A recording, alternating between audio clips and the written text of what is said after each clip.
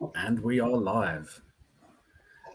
Afternoon, everyone. I didn't actually check beforehand who is on yet. So for those of you that are on right now, we're going to go, kick off properly in a few minutes. What is it? 12 minutes past. So yeah, 3 or 4 minutes. Let me just see how many we got on so far. Or one thing I need to do quickly for those of you that are watching, I repeat this every time, but I've been having issues with LinkedIn Live freezing up for a lot of people. So I'm just going to put the YouTube and the Twitch links into the chat so that on the live LinkedIn event, so that for any of you that are watching, if it does freeze up, you can always hop over to the other streams. So bear with me. I'll do Twitch first because I know what that is.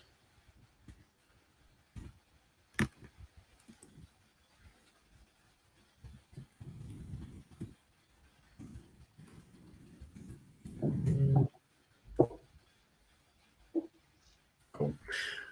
Right, there's the Twitch one. And for anybody that's on, say hello. Come on, don't be shy. Show Emma some love. Our distinguished guest today.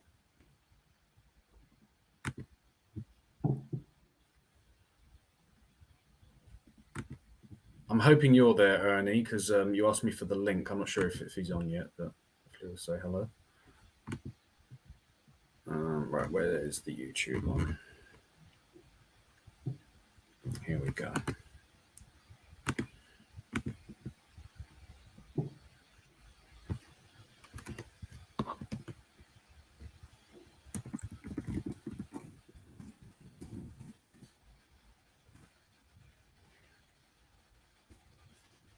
Cool. Right, I'll just give it another 1 or 2 minutes. Let everybody come in.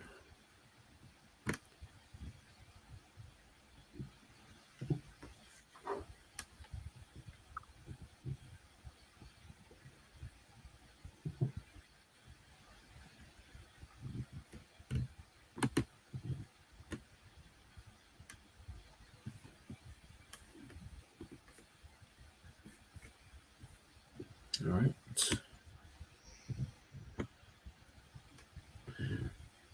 Okay, it's 12:15, so let's kick off then. Right, welcome welcome all to today's episode. This is part of the MX5 Sales Machine LinkedIn Live series. What are we on? Week 3 now. So this week's theme has been message. And as part of this, I have a very special guest, very, very special guest on today, Emma Greer. Now, Emma's come on to talk about, but we're both going to have a chat about the power of storytelling in sales. Yeah, I think the title speaks for itself, but we'll dig a bit deeper into that in a second. But just quickly, Emma, do you want to introduce yourself? Just say a bit about who you are, what you do, and all that good stuff. Yeah, sure. Hi, everyone. Thanks so much, Mark, for having me this afternoon. My name's Emma. I am a copywriter. I started my own business called Magnetic Copy back in the summer of last year. So Mark and I met pretty close to the start of both of our journeys, I think, into business, didn't we? Pretty early on in the process. So I work with primarily small businesses and solo entrepreneurs, offering website copywriting, email marketing, and blog writing services, really just to help people figure out exactly who it is they're trying to target with their message and to put the words across in the right way for those people, which is sometimes a little bit harder than people think it is, for sure. Brilliant, brilliant. And from what you've said, from what we've talked about, it seems like it's not just, how can I put it? It's not just about articulating it using fancy words or some special formula, right? It's being able to frame things in as a narrative, as a story is really powerful. I do have some more specific questions about that, but could you maybe talk about that a little bit? No, 100%. I think that storytelling is such a powerful technique in general, just not just with copywriting, but on social media, whenever you're making videos, things like that, because what you're really trying to do, I think, when you're writing copy, or indeed when you're just trying to communicate with people, is you're trying to give them an experience. So what you're trying to do is you're trying to, in the business perspective, get people thinking about what it would be like to work with you. So you're trying to conjure up this image in people's heads, right? So I think it's really important to have strategy behind everything you're doing. I think sometimes people can look at copy and think, oh, well, it's just words that are, put together to sound nice. But there's a lot more to it than that, Mark, as you know, if you've done a little bit of this in the past yourself. Yeah. It's a lot more about psychology, it's about strategy, it's about figuring out exactly who your customer is, it's about drilling down into their pain points, it's about creating urgency with your call to actions, it's about structuring the information in a way that's appealing, it's about not talking too much, but it's about getting the right amount of information across. So it can definitely be trial and error, and I think that's why it's really useful for people to bring somebody outside in, whether they're ready to work with a copywriter or not, even to get some kind of brief overview of what they're doing well and what they're not doing so well from someone who isn't quite as involved in the day-to-day nitty-gritty detail of business can be really important too. You sometimes need someone who can look at it from your customer's perspective, which is hard to do when you're the person juggling everything all the time. Yeah, I love that. I think sometimes we're too close to what we're doing sometimes, and it's good to get that outsider perspective. And I suppose that's where someone like you can come in. And I've had this with clients I work with, where you come in and you look at things and it seems so simple to you. And for me, it's things like understanding their value proposition, for example, being able to articulate that in a really clear, concise manner. For you, it's maybe slightly different, although the value probably does play into that. But yeah, I mean, do you find that you have that kind of conversation with clients where their view of things is very convoluted, it's over complicated? Yes, you can 100%. The biggest thing that I find, certainly working with people, and maybe you've had this as well, is you're nailing it on the head there with the value proposition. I think sometimes people can get a bit excited and say, oh, well, we can do this and we can do this and we can do this and we can do this, and all of this is done for different people. And it's like, okay, that's great, but let's just take a step back and figure out what the overarching message of what you're trying to say is and who it is you're really trying to talk to. Because people say it time and time again, if you try to talk to everyone or you try to target everyone at the same time, you really end up talking to no one specifically, and that's just where things start to fall down. So again, yeah, absolutely, it's about getting people to try and be that bit more specific. And sometimes, as you say, that outside perspective can just get it immediately, where a business owner can't, because they're just trying to do too many things at once. Well, yeah, and it's something I said on the LinkedIn Live I did yesterday was about, I was quoting a guy called Andy Bounds, an author, and he says about, talk about what you cause. Don't talk about what you do, talk about what you cause. And it's about talking about outcomes. I think you've got features, there are benefits, but I think you can go a little bit further than that and talk about the impact or the outcome, right? And 100%. Perhaps when you're in the trenches of your business day in, day out, you lose sight of that, don't you? Because you're focused on delivery and just the nitty gritty nuts and bolts of the business. 100%. So yeah, things can change over time as well. That's the thing. I feel like you can maybe have an idea of who your customer is when you start, but then 6 months, 12 months, 18 months down the line, it could be someone completely different. And so you always need to have that in the back of your head. You always need to be really aware of who your value proposition is targeting and who it's successfully targeting. And then maybe you're going to need to refine things as a result, because it could just change. I mean, it's already changed for my business, quite like just small little details about who it is my ideal customer has changed in the almost 8 months that I've been in business, and that's quite a short period of time. So I think people can just forget about it sometimes and think that the thing that worked 5 years ago is still working, and it probably isn't, because things move on and people change and times change as well. Yeah, and yeah, I mean, full disclosure, I can relate to that 100%. As you said, we started at a very similar time, and I've gone through, and I'm to some extent still going through that same process of who really stands to benefit the most from what I do. Again, this is something I talk about with hypotheses, right? You need to have some idea, and then you can go out and test that, right, and refine it over time. So no, that's brilliant.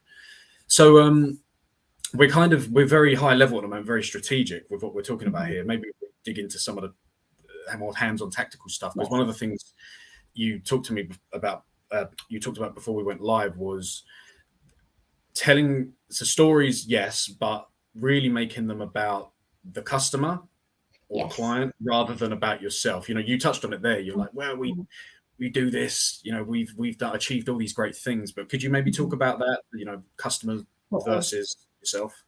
100%. And I think it does come back to what you said about outcomes as well. Like it's such an easy thing to do. I think especially, I work on a lot of websites, and the page that I find people get wrong so much of the time is the about page on a website. And it's such an easy thing to get wrong because you just get a bit overexcited, especially if you've achieved lots of things and maybe you've won awards and you've been around for X number of years and your team has grown and your revenue's grown, and all of that information is fine. But it ends up becoming almost a vanity timeline of all of your accomplishments. And it just gets to a point of, okay, well, what's actually in it for your customer?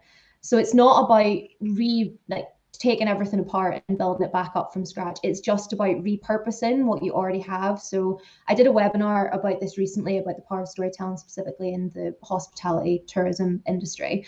And really easy ways that you can make it about your customer instead of about you is things like, say you win a customer service award, for example. That's great, but what does that actually mean for your customer? Well, it means it's going to be maybe like a family style welcome, first class, they're going to be made to feel really at home. And that kind of thing can be easily translated over to other businesses as well, because you've won these awards for a reason, or you've achieved these things for a reason, and it's because of what you're doing for your customer. So instead of just talking about how great that makes you, it's just about reframing it and saying, well, what does this actually mean? It's that so what question is the question you always need to ask when you're writing something or just when you're communicating with people, because that's the question that your customer could be asking if they're reading something that's just very me. In their head, they're thinking, well, so what? What does that mean? What does that mean for me? I'm the person that you need to be helping and I'm not really getting it right now. So it's just about reframing it rather than, setting everything on fire and starting again for the most part. Yeah, you remind me of, this is probably more of a marketing than a sales example, but I'm trying to remember now. I think it was a video I saw a few years back, and there's loads of examples. It's just the one that came to mind. It was I think it was a Microsoft video, and they were doing a case study on it was a client like Boeing or something, making aircraft, and they were talking about how Boeing had implemented this solution, but it was all from the point of view of Boeing and how their challenges, their day-to-day, what does that look like? And it was like 90% about them, and then they'd cut and show a few bits of the Microsoft solution. It was like their analytics, the Power BI analytics software or whatever that was in action. But yeah, and that's it, right? And it's so powerful. And it's, if you're not in that world, it probably seems quite counterintuitive, but I think that translates into smaller business, the copywriting you do, and actual conversations that you're having with clients, right? 100%. Yeah. So if you can talk about this, how does that translate into conversations? You're having you're having a conversation with someone rather than just throwing facts and figures. Like, could you talk a bit about how do you frame that as a narrative, as a story? Totally. So I think it all comes down to kind of features and benefits is a big one, I think, in all of this. So everyone thinks about, the features, the facts and the figures and all of this kind of rational, practical information that they think people need in order to make a decision. But you and I both know, Mark, that people act on emotion and then justify with rational or practical thinking later. So to me, in a conversation and in written copy, in anything really, what you're trying to do is you're trying to get emotion across all time. Like if you can nail the emotion on the head first, everything else just falls into place afterwards. Because regardless of what it is you're trying to sell, or regardless of what service or industry you're in, you're trying to get people to feel something. And for the most part, you would hope that feeling is going to be positive, right? You're reducing stress, you're improving quality of life, you're making people more relaxed, you're giving people joy. So it's about showing people how you're going to do that, and it's about eliciting that response of, it's the outcome again, like you said, it's about helping people imagine the outcome, because the more they can visualize what the outcome is going to be for them, the more likely they are to convert. It's just that simple. So I think understanding your customers' pain points is really important in that way. You need to really understand what that person needs from you and understand the emotions that they're feeling as a result of not working with you, if that makes sense. And then you can almost flip it on its head and show, well, this is the result of when we do work together. Yeah. Do you? You probably answered this of what you just said, but do you have a systemized approach to doing that, or is it more intuitive as you write or you talk to people? It really depends on the project and things like that. I mean, there's the kind of classic formulas, which is, it's quite copywriter speak, but there's very basic ones like problem, agitate, solution, and that works really well Mm. across different mediums as well. So it's highlighting the problem that your customer has. I'm sure that you probably have this kind of conversation as well, Mark, and really kind of getting into the detail of that, and then you agitate it by talking about the emotion around it and maybe the results of not acting, and then you come in with the solution and the feeling that will come as a result of having that solution. That's a pretty easy one for people to kind of get started with, certainly, and you can use that across different mediums as well. Okay. Yeah, I like it. I like it. And just a thought on what you said about, you want to elicit emotion in people, but it shouldn't be usually positive. But I think you can play on the negative stuff as well, can't you? You can create a certain tension. So say you want to get them to question the vendor that they're currently with for whatever product or service or something like that. There's certain things you can do there. Is that something that you touch on at all, or? Yeah, I think friction is important. It's like any good story, right? When we're thinking about storytelling, if any story was constantly sad or constantly happy, the emotions would stop meaning something after a while. So there needs to be conflict, there needs to be friction between the two for it to have an impact. So again, it's about getting people to think about those things. So everybody's problem is going to be different, but the more you can get people to visualize it and actually feel that emotion, the more likely you're just going to be able to get them on your side and get them to convert to become your customer at the other end. Love it. Cool. Yeah. Okay. I don't know if you agree with this. I think what we've seen more and more over time, that people are buying from, I know it's a cliche, but people buy from people. Right? Yeah. I think this is so true now. And, I spend an inordinate amount of time on LinkedIn. I put content out all the time. Obviously, you're very busy on there as well. I think that personal posts, people presenting themselves as an individual, obviously building their personal brand, really, really powerful. There's obviously still merit to your company presenting the corporate side of things as well. But one of the things you talk about is targeting, what do you say, like targeting the one versus targeting the many. And it works both ways, right? Because you present yourself as the one and you target the one. So I'm not sure what my question is, but could you maybe talk a bit about that? And it's about personalization, relevance to the individual as well, isn't it? What do you think?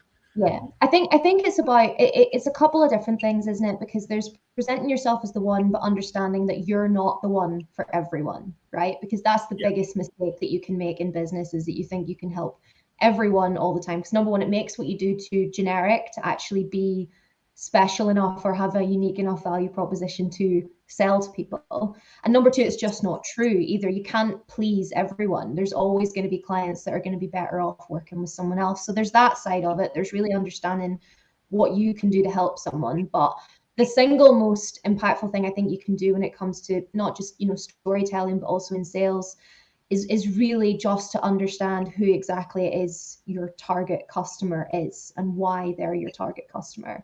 So I think people can sometimes get a bit carried away and think, oh, well, we can do this for everyone, especially when they see these huge brands with these hundreds of millions of pounds in advertising budget, putting these billboards and stuff up everywhere. And number one, there's always strategy behind that stuff. And number two, they've got hundreds of millions of pounds to spend every year on advertising, which just isn't the reality for small business owners and solo entrepreneurs in particular. So you need to be really specific to make sure that the amount of time and effort you're putting into something is actually worth it, right? Because otherwise you're just shouting at the wrong people. So one of the first questions I certainly ask my clients whenever I start working with them is, who exactly is your target audience? And I try to get really specific about that. And that's my marketing background, but it also just means that they have a clearer idea of who it is they actually want to be working with and all of the reasons why. And I know who that person is, so I can then write in a way that appeals to that person. So I always think you should be as specific as possible. Give someone a name, give them an age, give them a marital status, tell me where they live, tell me what they do for fun, tell me about their job. and then really get into the issues that they're having and then how you can solve them. Because if you've got that person in your head, it's just so much easier to communicate, I think, because you're already just being so much more specific with your approach. Okay, maybe I'm going to challenge you a little bit here, just to dig a little bit deeper. So, what does that look like in practical terms? You know, what? So, because I know you do a lot of email marketing as well, don't you? And I know that you know I love your writing style. I said this before. I think I flattered myself by saying it reminded me of my own writing style, but I'll let you be there. But you know, talking to someone, personalizing or making it relevant to an individual or a specific, you know, demographic or subset of people.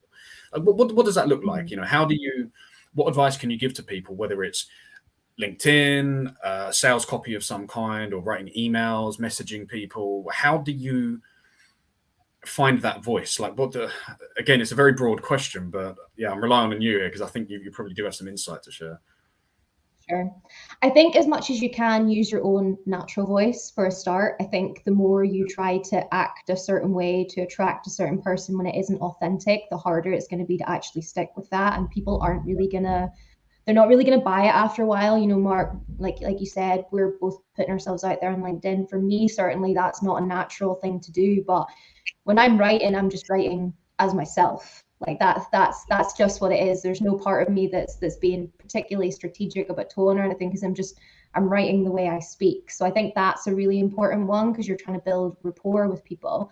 When it comes to being specific and targeted about who you're speaking to, it really depends on the medium that you're using to do it, I suppose. So things like email marketing are a gift, because you've got this information about people and you can literally put people into different groups and speak to them based on what it is that they like. Because, you know, within your target customer, depending on what it is you offer, people are going to be looking for different things, right? And people are going to be, say, purchasing different products or purchasing different services.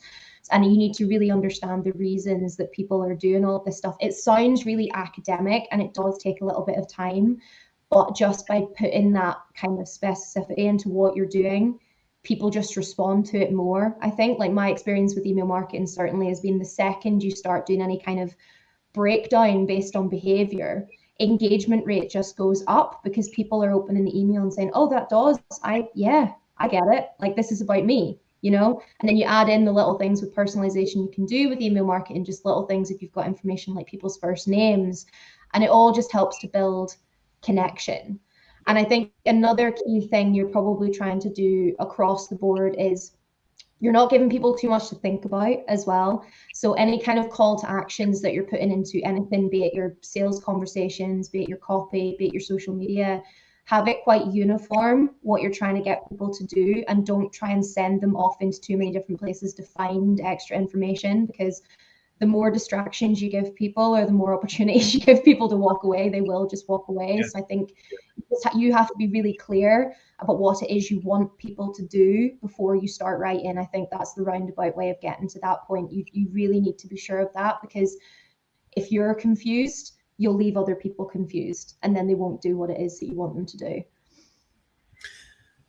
Yeah, you raised a few points there. I'm thinking which one to respond to first. The call to action thing is really interesting, and it'd be good to get your thoughts on this, because I think a lot of that stems from really thinking about, yes, understanding things from your prospect or your client's point of view, but also understanding what is your desired outcome. What do you want to get from this engagement? What do you want from this meeting with someone, or this phone call, or this email, or whatever it is? I like to think of it in terms of a primary and a secondary, or my preferred outcome, and then maybe a fallback. So I don't know, say for example, I'm doing a webinar session. My primary might be, I'd like someone to go through to my profile, book a session with me or something like that, become a client. But if someone's not ready to do that, then maybe they can subscribe to my mailing list and come to future LinkedIn live sessions or something like that. So there's kind of two calls to action, which I don't feel that muddies the waters too much. But what do you think of that? Because if you're just if you're doing an email, maybe you just want a singular call to action. I suppose it depends on the format, doesn't it? What do you think? I think you're absolutely right. It depends on the format. Certainly with kind of a sales page, I would recommend keeping it as singular as possible, because what you're trying to do is you're trying to sell this one specific thing.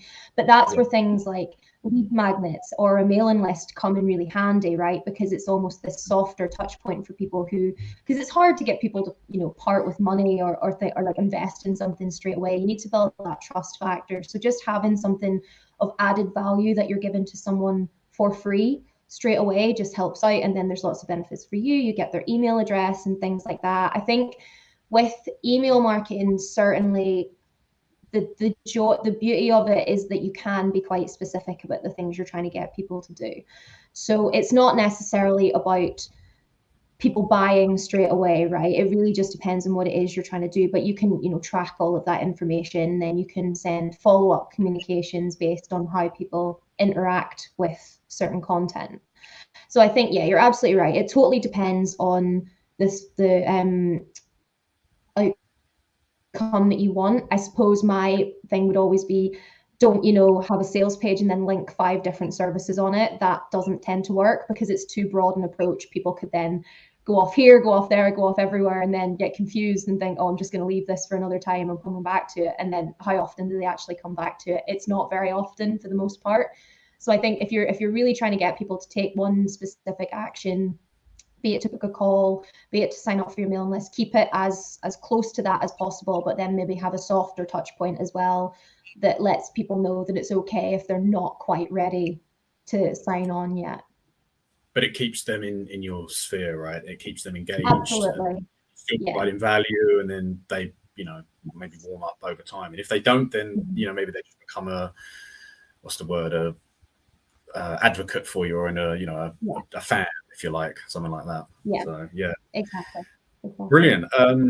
Okay, that was great. So we've got an audience question. Corinda, I like Corinda. Corinda, you're letting yourself down. You're normally the very first person to say hey on these streams, but you're second or third today. So, but you did come with a good question. So he says, hey, Emma, nice to meet you. First off, how did you start? And second, I'd love to have you on my show also. So why don't we start with the first one? So how did you get started with what you're doing? I think you touched on some of this, but yeah, share. So I kind of fell into marketing by accident, the way I think a lot of people do, through various kind of performance stuff that I was doing at uni. Realized that writing for people could be a job, which kind of blew my mind, because I'd always loved creative writing, but I knew that wasn't what I wanted to specialize in. I didn't know anything about marketing until a shockingly late time in my life, to be honest. And then I got a job as a content writer at a big travel company. It was my first job out of uni, alongside some social media stuff. So that was kind of a baptism of fire in some ways, because you're working on these huge brand campaigns straight away and having to constantly switch tone of voice and having ownership over these big brands, like I said, both in-house and doing stuff with external suppliers as well. And I really fell in love with writing and having to adapt in that way quite quickly. And even though I moved on from that job to another job again in the travel industry, I kept freelancing on the side, because again, all of my professional experience was in one place, and I wanted to learn about other things as well. I just love to learn. That's a huge part of why I do this. I love to work with such a variety of different people, because I get to learn new things every day. And that's such a big joy of what I do. And then the pandemic and the travel industry was interesting, as I'm sure people can appreciate. And while I was very lucky and kept my job and was really happy in that job, I just started to have a little bit more time to think about what it was I really wanted to do. And really, I'd always known that I wanted to do this, and that I wanted to be a copywriter, and I wanted to be self-employed. And as a lot of people do, I'd been making excuses for a while. I'd been saying, you know, I didn't know enough people, I hadn't done enough networking, I didn't have enough experience, all that stuff. And eventually I just got to a point where I thought, well, instead of focusing on all the reasons why I shouldn't do this, why don't I actually just take a chance and try it and see what happens? And if it doesn't work, I'll figure something else out. And if it does work, then great, you've done it earlier than you ever thought that you would. So I just thought, let's go. So I quit my job and then launched about a month later. I was basically building from scratch as well. That's the thing, you know, I didn't have a huge network. I hadn't done any networking before I started my own business. So I was literally starting from the bottom. So it's just been constant, having to put yourself out there on LinkedIn, going to all of these events, meeting as many people as possible, taking all the meetings, and just finding clients in kind of different creative ways. And yes, it's safe to say it was a good decision, and I don't think I'll be going back to full-time employment anytime soon, if ever. I think this is definitely the way that things were meant to work out. Yeah, I suppose you're probably doing full-time and then a bit more now, right? You do find that it's the funny one, isn't it, Mark? I think most of my friends are employed, and they say, "Oh, it's amazing! Like you must set your own hours. That's class." And I'm just like, "Well, yeah. I mean, I set them, and I work all of them. I work every hour. That's what you do. Like you've got the flexibility, but you work so much more. But when you're getting so much fulfillment from what you're doing, it doesn't feel so much like work. I think there's that side of it as well. So there's no part of me that minds the fact that I work longer hours than I used to. Yeah, because I kind of liken it to renting versus owning a property. When you're renting somewhere and you know that you may not be there more than a couple of years or whatever, it's not the same when you own a place and you know that every little bit of improvement and repair that you're doing and decorating, right, you're adding to the value of your own property. And so that's just my take on it. So when it's a business, you're less resentful when it comes to like working on a Saturday or doing those extra hours, getting up early and whatever. So yeah. Oh, that's cool. So we're almost at time. Does anybody have any questions for Emma? I do like to do a bit of Q&A at the end. That was a good one from Corinda. Oh, and you'll have to connect with each other about the show as well. Cool. So yeah, any questions, any comments from anybody? Come on, guys. So while we're waiting for that, is there anything that you're currently working on, you want to promote? Maybe tell people where they can find you and so on. Yeah, sure. So best place to find me is always on LinkedIn. You can find me just by searching my name. I've got red dots in my headline, so it stands out quite well. And I share a lot of tips on copywriting and other advice on there. My website is magneticcopy.co.uk. In terms of what I'm working on, I'm very, very busy at the minute, which definitely isn't a bad thing to be. Working on a lot of different website projects, writing people websites from scratch and helping people refine what they've already got. If anybody is interested in some kind of website revamp, I suppose is the best way of putting it, I do offer free website audits for people. So I look at kind of what I call the good, the bad, and the ugly on people's websites, what's working about the content, what isn't, and then different ways that it can be improved. And I think that's really key. I think, like we said at the start, Mark, about having that outside perspective, it just really helps people to just think about things a little bit differently by having someone come in and say, well, this is what I think is working, this is what I think isn't, have you considered this? And it just helps them start to make those changes that they need to make. Yeah. So I'm conscious we're almost at time, but do you think people underestimate the power of words and specific little tweaks and things? Because you mentioned website overhauls there. Do people readily understand the value of that, or is it something that you have to use a story maybe to illustrate the how that can help? Yeah, I think for the most part, my clients certainly are people who have been in business for a little bit of time and maybe have written their own websites in the past, and they've realized that it isn't quite working anymore. I think that's maybe what they come to. And a lot of the time it's because their audience could have changed a little bit, their services could have changed a little bit, life has changed a little bit in the couple of years since they wrote it, and it's just not as relevant anymore. So I think there's definitely that side of it for sure. Yeah. Brilliant. Right, we've got 2 more questions. Are you okay? Quickly, yeah. Yeah, okay. So Ernie says, "What networking groups?" Two-part quote, well, in 2 pieces. What networking groups does Emma use now? Can you recommend? Or what have you found? Well, Mark and I are both members of a group called 8BN, which is based in Glasgow, which I've found to be a really great group, really good group of people, and lots of small business owners, lots of people who work for companies as well. It depends on the kind of avenues you're trying to get into. I've found that one to be really useful. I'm a member of one called Zuko, which is based down south. It really depends on the service you offer, I think, as well. The beauty of what I do is I can work with people all around the world. So I've got the opportunity to go to networking groups further afield as well. So I think that would definitely be a recommendation if you can move outside of your local area, because there's definitely going to be opportunity in other places as well. But 8BN, I would say, is the big one that's been really good for me. I know, Mark, that you've been a member for a while now as well. Yeah, we had so with 8BN, we had Colin on yesterday's stream. Colin McKean.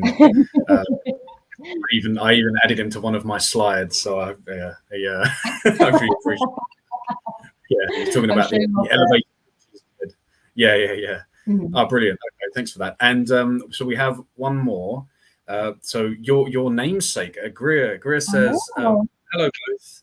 How long does it normally take when engaging with companies and getting them on board, on average, with a program you are introducing? So starting from building up initial relationships." Do you want to talk about that first, Emma? I think it probably depends, doesn't it? How does that work for you? Yeah, it really depends. I think it depends on the avenue people are coming from. So if it's somebody that you've met, for the first time, and you're building that trust and you're having those initial calls, Mark, I'm sure you've felt the same thing before, it definitely takes a little bit longer.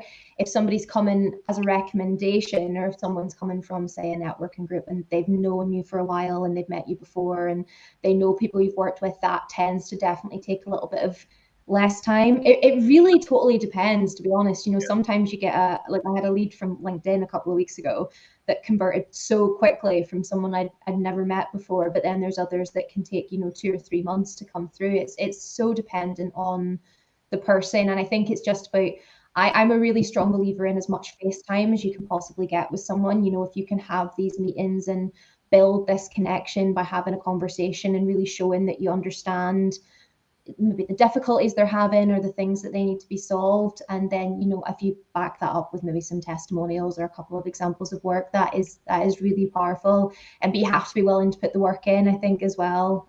Definitely with all of this stuff, because it's all about trust, it's all about connection, and it's all about people just feeling that you're the person that they can rely on.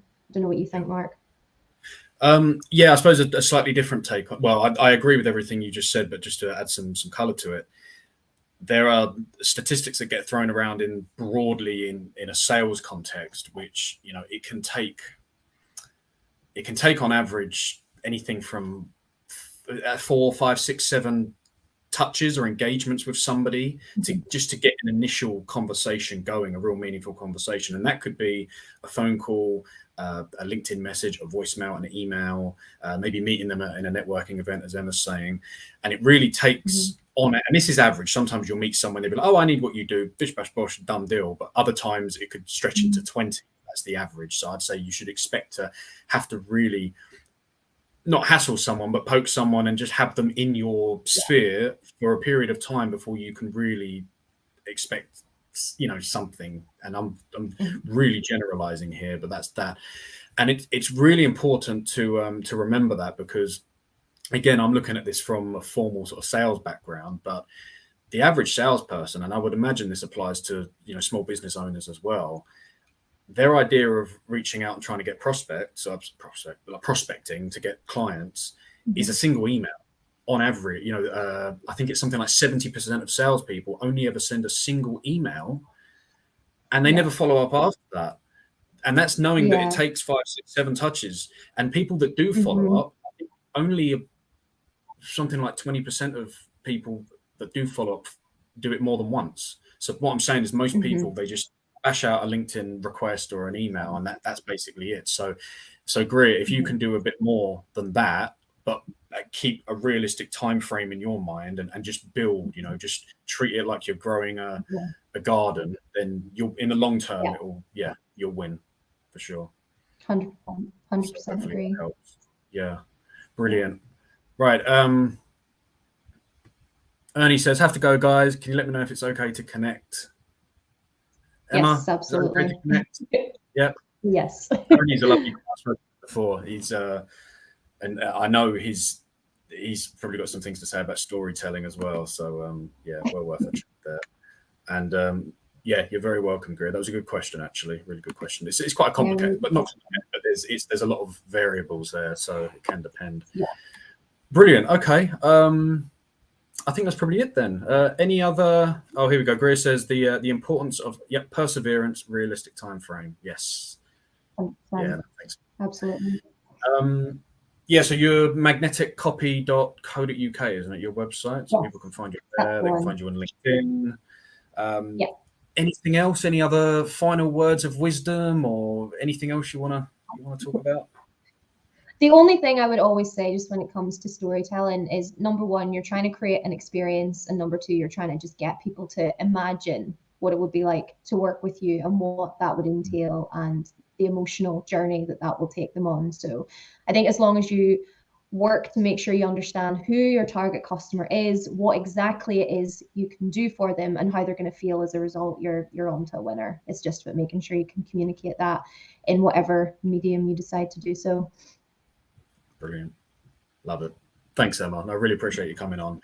So, yeah, okay. So this week our theme was message. Next week we're going to be talking about medium.